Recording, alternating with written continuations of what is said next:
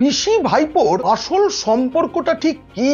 মমতা বন্দ্যোপাধ্যায় এবং অভিষেক বন্দ্যোপাধ্যায়ের রাজনৈতিক রসায়ন কেমন? মাঝে মাঝেই তাদের মধ্যে লড়াই নিয়ে কেন এত খবর হয়, আবার কদিন বাদেই দেখা যায় উল্টো খবর। সত্যি কি গৃহযুদ্ধ রয়েছে? সাংবাদিকরা সম্পর্কের নতুন নতুন ন্যাকামো কেন সামনে নিয়ে আসে? ফাঁস হবে আজ। সেই সঙ্গে বলে দেবো আরো একটা রহস্য, সেটা হচ্ছে পিসি ভাইপোর সম্পর্ক নিয়ে যারা রহস্য তৈরি করেন সেই সাংবাদিকদের পুরস্কৃত করেন মমতা বন্দ্যোপাধ্যায়।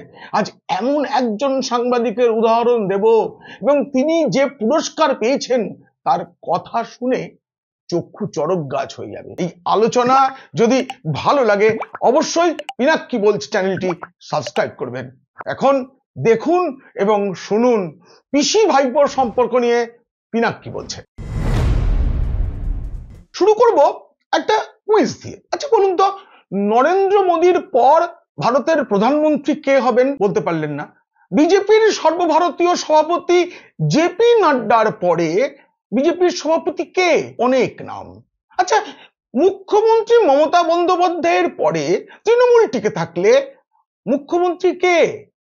সবাই 100 পেয়েছেন। আসলে আমরা জানি যে পিসি একদিন ভাইপোকে তার যে সম্পদ, জমিয়ে রাখা সম্পদ, সেই সম্পদ হাতে তুলে দেবেন। কিন্তু সেটা কবে আর কিভাবে তা নিয়ে অনেক বিতর্ক আছে। বিতর্ক কিন্তু নেই, আসলে বিতর্কটা তৈরি করা হয়। মাঝে মাঝেই দেখবেন এই পিসির সঙ্গে ভাইপোর মুখ দেখা দেখি নেই, আবার দেখা যাবে পিসি আর ভাইপো একদম পাশাপাশি বসে আছেন, আবার কদিন ধরে 6 মাস নাকি পিসি আর ভাইপোর মধ্যে দূরত্ব, দুজনে গোসা হয়েছে, গোসা ঘরে চলে গেছেন ভাইপো, মেঘের আড়াল থেকে লড়াই করছেন ভাইপো। একটা না নাটকের একটা পরিবেশ সব সময় তৃণমূল তৈরি করে। সেই নাটকটা নিয়ে আজকে কেন আলোচনা, তার কারণ হচ্ছে সামনে 21শে জুলাই যুব কংগ্রেসের যে আন্দোলন ছিল 1993 সালে, তার সেই শহীদ সমাবেশ, সেটাই এখন হয়ে গেছে তৃণমূলের বার্ষিক মহোৎসব, অনেকে বলেন ডিম ভাত উৎসব। সেই উৎসবের জন্য যে পোস্টার তৈরি হয়েছে তাতে এবার নাকি ভাইপোর ছবি থাকবে না। কেন থাকবে না? ভাইপো হঠাৎ করে মনে হয়েছে তার, আরে বাবা সেই যে যখন 1993 সাল যুব কংগ্রেসের যখন সেই 21শে জুলাই কর্মসূচিটা হলো, তখন তো তিনি রাজনীতিতে আসেননি, তাহলে তার ছবি কেন থাকবে? এইবার দেখুন, এই যে থাকবে না এটা কিন্তু ভাইপো বলেননি। কে বলছেন? সুদীপ বন্দ্যোপাধ্যায়, দলের একদম প্রবীণ নেতা। এত প্রবীণ যে সুদীপকে কোনো কালে, মানে গত লোকসভাতে সুদীপ যাতে টিকিট না পান সেটা চেয়েছিলেন ভাইপো। সেই সুদীপ বন্দ্যোপাধ্যায় গতকাল সাংবাদিকদের বলেছেন অভিষেক বন্দ্যোপাধ্যায় চান না তার ছবি 21শে জুলাইয়ের পোস্টারে থাকুক। আচ্ছা, এটা তো অভিষেক বলতে পারতেন, সুদীপ কেন বললেন? সুদীপকে তাহলে এখন অভিষেকের দূত। দেখুন সংবাদ মাধ্যম কিভাবে খবরটা পরিবেশন করেছে। লিখেছে 21 জুলাই সমাবেশের প্রচার পোস্টারে শুধুই দলের সর্বময় নেত্রী মমতা বন্দ্যোপাধ্যায়ের ছবি থাকবে, থাকবে না দলের সর্বভারতীয় সাধারণ সম্পাদক অভিষেক বন্দ্যোপাধ্যায়ের ছবি। সেনাপতি অভিষেক নিজেই সে কথা দলকে বলে দিয়েছেন বলে জানিয়েছেন সুদীপ। শুধু তাই নয়, সুদীপ কি বলেছে? সুদীপ বলেছে ক্যামক স্ট্রিটের দপ্তর থেকে পেন ড্রাইভে 21 জুলাইয়ের কর্মসূচির যে পোস্টার দেওয়া হয়েছে তাতে শুধু মমতা বন্দ্যোপাধ্যায়ের ছবি রয়েছে। সুদীপ আরো বলেন অভিষেক বন্দ্যোপাধ্যায় নিজেই বলেছেন উনি যেহেতু ইত্যাদি ইত্যাদি। এতদিনে বোধোদয় হলো। আমরা তো অনেক বছর ধরে, মানে 2019 সালের পর থেকে অনেকগুলো 21শে জুলাই দেখেছি। সেই মঞ্চে আপনি আলো করেছিলেন, সেই মঞ্চের পিছনে হোক সামনে হোক প্রচারে হোক সর্বত্র আপনার পোস্টারে তো ছবি ছিল। এতদিন বাদে কেন বোধোদয় হলো? আমি মানে দেখুন খবরের কাগজগুলো, বিশেষ করে সংবাদ মাধ্যমগুলো, মানে যারা সরকারের বিজ্ঞাপন পায়, তৃণমূলের বিজ্ঞাপন পায়, তারা এই কাজটা করে থাকে। আমি আরেকটা কথা মাথায় এলো, মমতা বন্দ্যোপাধ্যায়ের কথা অনুযায়ী অভিষেক তো 2 বছর বয়স থেকে রাজনীতিতে, তার জন্ম সম্ভবত 87 সালে, আর 93 সালে যুব কংগ্রেসের সেই কর্মসূচি যাতে অনেকের প্রাণ গিয়েছিল। তাহলে তো অভিষেক তখন রাজনীতিতে রয়েছেন, তিনি তো কর্মসূচিতেই রয়েছেন, মানে বাড়িতে থাকলেও রয়েছে। 22 সালে বিশ্বভারতী ক্যাম্পাসের ভেতরেই যে পোস্টার লাগানো হয়েছিল তা নিয়ে বিতর্ক হয়, সেখানে দেখুন অভিষেকের ছবি জলজল করছে। আবার 2024 সালে দেখুন খবর, কুণালের সেনাপতির ছবি ভ্যানিশ, একটি সংবাদ মাধ্যমে এই খবরটি প্রকাশিত হয়েছিল। তারপরেই আরেকটা খবর, মমতা অভিষেক সেতু বন্ধনের চেষ্টা। যেন ভাবটা এমন যে মমতা আর অভিষেকের মধ্যে অনেক দূরত্ব, সেই দূরত্ব ঠিক করার জন্য একটা কাজ চলছে। একবার একটা হলো, সভা হলো নেতাজি ইন্ডোরে, তৃণমূলের সভা, অভিষেক এবং মমতা বন্দ্যোপাধ্যায় দুজনেই বক্তব্য রাখবেন, কিন্তু সেখানে দেখা গেল শুধুমাত্র মমতা বন্দ্যোপাধ্যায়ের ছবি। ও মা, কুণাল ঘোষের সে কি গোসা, তিনি একবারে ফোঁস করে উঠলেন, অভিষেকের ছবি ছাড়া তৃণমূলের মঞ্চ অসম্পূর্ণ। নেতাজি ইন্ডোরের সভা নিয়ে প্রশ্ন তুললেন কুণাল। দেখলেন পরপর দুটো খবর একই সংবাদ মাধ্যমে দেখালাম আমি। আবার একবার মমতা বন্দ্যোপাধ্যায় একটু সভা করলেন, সেখানে বললেন এই আইপ্যাকের বিরুদ্ধে এনে বললেন প্যাক ফ্যাক মানি না, এবং সংবাদ মাধ্যম খবর করলো প্যাক ফ্যাক মানি না, অভিষেকের সঙ্গে কি আইপ্যাকেরও বিদায় ঘন্টা বাজিয়ে দিলেন মমতা। ভাবটা এমন যেন অভিষেকের বিদায় ঘন্টা বেজে গেছে, এবার আইপ্যাকেরও বাজলো। আইপ্যাক মানে প্রশান্ত কিশোরের সেই সংস্থা, প্রশান্ত কিশোর যদিও ছেড়ে দিয়েছেন কিন্তু রয়ে গেছে, এবং এই যে সংস্থা, একে অভিষেক তৃণমূলে নিয়ে এসেছিলেন। তারপরে 2019 2021-এর যে ভোট, তাতে যে জয়ের কারসাজি, তাতে অনেকটাই আইপ্যাকের ভূমিকা ছিল আমরা জানি। 2024-এও এর আবার কদিন বাদে দিদিমণি আরেকটা সভা করলেন, সেখানে বললেন আইপ্যাক নিয়ে উল্টো পাল্টা বলা বন্ধ করুন, এটা পিকের সংস্থা নয়। মমতার হুঁশিয়ারি তৃণমূলের নেতা কর্মীদের, কারণ মমতা যখন প্যাক ফ্যাক করা যাবে না যখন বলেছিলেন, তখন তো কল্যাণ ব্যানার্জি, মদন মিত্র এরা দিদি বলেছেন, তারপরে তারা একবারে আইপ্যাকের বিরুদ্ধে যা খুশি নয় বলতে শুরু করেছিলেন। তাহলে দিদিমণির কোনটা ঠিক? ভাইপোর আইপ্যাক থাকবে সেটা ভালো, তার কদিন আগে বলেছিলেন আইপ্যাক ফ্যাক চলবে না, আমি সব করব। আবার দেখুন সংবাদ মাধ্যম, প্রায় 6 মাস পরে মমতা অভিষেক এক মঞ্চে, দূরত্ব কমলো না বাড়লো? ভাবা যায়। পিসি ভাইপোর দূরত্ব বাড়লো কি কমলো, এ নিয়ে খবরের কাগজের এত মাথা ব্যথা কেন বলুন তো? আমি বলবো কারণটা, আজ আমি বলবো বলেই বসেছি। দেখুন আবার তারপরে লেখা হচ্ছে, একসঙ্গে এক মঞ্চে 43 মিনিট মমতা অভিষেক, মাইক ছেড়ে নেত্রীর পা ছুঁয়ে প্রণাম সেনাপতি। ওরা তো পিসি আর ভাইপো এক বাড়িতেই থাকে। ভোটের যে হলফনামা তাতে লেখা আছে অভিষেক এবং মমতা বন্দ্যোপাধ্যায় দুজনকার ঠিকানা এক। অভিষেকের নামে আর কোনো বাড়ি, ফ্ল্যাট, জমি, জিরে কিচ্ছুটি নেই, এক বাড়িতে তো থাকেন। মমতা বলেন আমার পরিবারে যে 32 জন সদস্য, তার মধ্যে তো অভিষেকের স্ত্রী, অভিষেকের বাবা মা, 2 সন্তান, সকলকে গোনা হয়।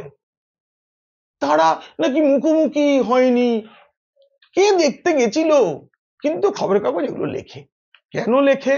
এই যে লেখে যারা, তারা পুরস্কৃত হয়। মমতা বন্দ্যোপাধ্যায় একজন সাংবাদিককে নাকি মামা বলে ডাকেন, তাকে কি পুরস্কার দিয়েছেন আমি বলবো, আগে প্রথমেই বলেছি না, চক্ষু চরম কাজ হয়ে যাবে, সত্যি হবে। মামার পুরস্কার প্রাপ্তি শুনলে আপনারা অবাক হবেন। দেখুন মমতা আবার বলছেন দলটা তিনিই দেখে নেবেন, ফের বার্তা দিলেন মমতা, এটা বিধায়কদের বৈঠকে তিনি বলেছিলেন।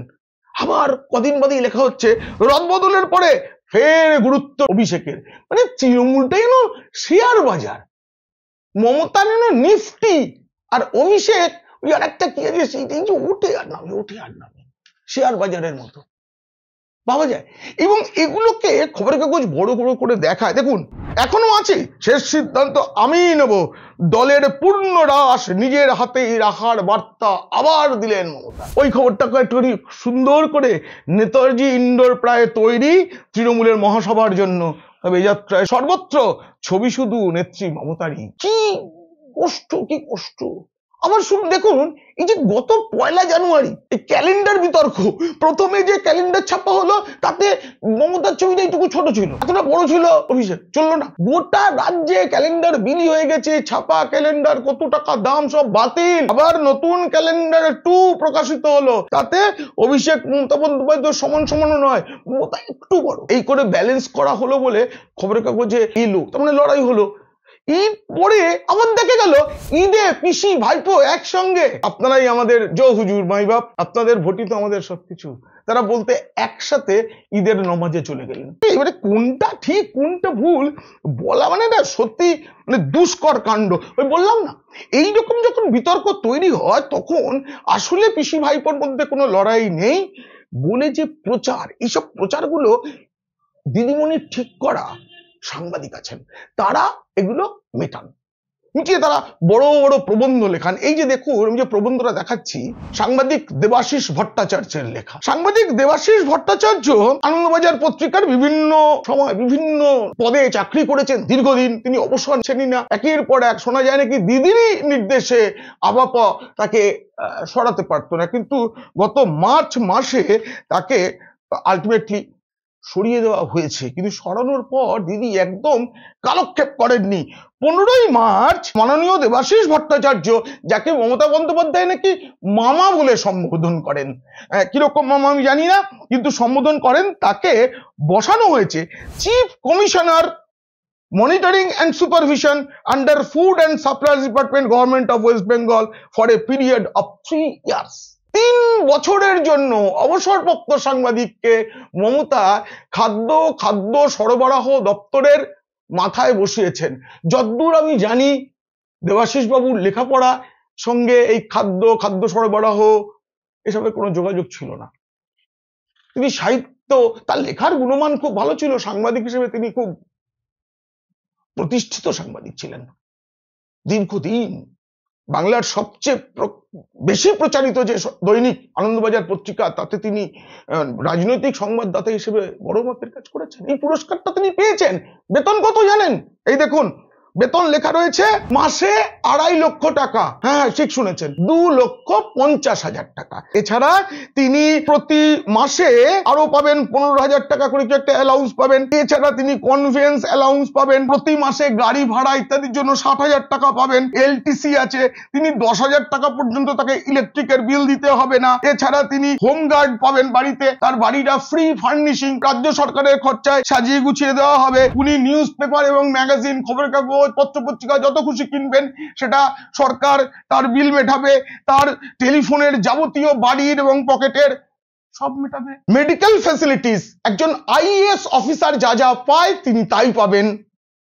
ট্রাভেলিং অ্যালাউন্স তিনি প্রতিদিন 5,000 টাকা করে পাবেন, 3 বছর পাবেন, 3 বছর।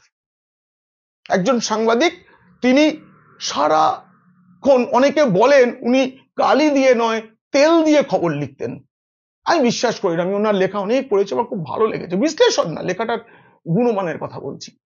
চিরটাকাল দিদি, পিসি, ভাইপো এদের সম্পর্কের মধ্যে যে গোলমাল চলছে সেটা আসলে কি জনমানসে প্রতিষ্ঠা করা, এই কাজটা করে গেছেন, পুরস্কার পাওয়া উচিত। বন্ধুরা আমি একটা কথা বলি, এই যে মাঝে মাঝেই দেখা যায় পিসি ভাইপো গোলমাল হচ্ছে, খবরের কাগজে যে আসে, এই যে কুণাল সুদীপ, গত লোকসভা নির্বাচনের সময় সুদীপ যাতে টিকিট না পান তার জন্য কুণাল অভিষেকের দূত হিসেবে অনেক কিছু করেছেন। এখন আবার শুনতে পাই তৃণমূল সূত্রে যে কুণাল ঘোষের জন্য ক্যামাক স্ট্রিটে ভাইপোর অফিসে নো এন্ট্রি বোর্ড ঝোলানো আছে, তার ফোনও নাকি আর সেনাপতি ধরেন না, কেউ কেউ বলেন ব্লক করে দিয়েছেন। অথচ কুণালের উল্টো সুদীপ, সে এখন অভিষেকের দূত। আবার সুজিত সব্যসাচী লড়াই, ওদিকে কেষ্ট কাজল লড়াই, সব জানবেন এগুলো তৃণমূলের ভেতরের লড়াইকে সামনে নিয়ে আসা হয়। রাজ্যের পরিস্থিতি যখন উত্তপ্ত, যখন বোঝা যায় তৃণমূলের বিরুদ্ধে যে হাওয়াটা সেটা ঝড় হয়ে উঠছে, তখন এগুলো খবরের কাগজকে, সংবাদ মাধ্যমকে খাইয়ে বিভ্রান্ত করা হয়। কদিন বাদেই আবার বলা হয় সব মিটে গেছে। এটাই বাস্তব। এই যে বলা হয় না ক্যামাক স্ট্রিট থেকে পেন ড্রাইভ এনেছেন সুদীপ, ক্যামাক স্ট্রিট আর কালীঘাট। ক্যামাক স্ট্রিট মানে হচ্ছে অভিষেক, কালীঘাট মানে হচ্ছে মমতা। মমতা অভিষেক দূরত্ব, ক্যামাক স্ট্রিট ও কালীঘাটের দূরত্ব আরে বাড়ে না কমে না, ফিতে দিয়ে মেপে দেখা যাবে একই আছে। গুগলে যদি লেখা হয় ক্যামাক স্ট্রিট টু কালীঘাট, আগেও যা দেখাতো এখনো যা দেখাচ্ছে পরেও তাই দেখাবে। তবু সংবাদ মাধ্যম তৈরি করে, দূরত্ব তৈরি হয়ে গেছে। কেন করে? পুরস্কার। আমি পুরস্কারের একটা উদাহরণ দিয়েছি, কিন্তু সারা বছর বিজ্ঞাপনের পুরস্কার তো চলেই। তাই আমি বলছি এইসব নাটকে ভুলবেন না, আমে দুধে মিশে যাবে বলছি না, আমে দুধে মিশেই আছে। আর আঁটি কারা জানেন? আঁটি হচ্ছে তৃণমূলের সাধারণ কর্মীরা, শুধু কর্মী নয়, অনেক নেতাও।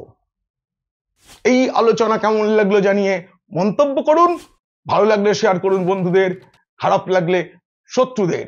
আর আপনারা সবাই খুব খুব ভালো থাকুন।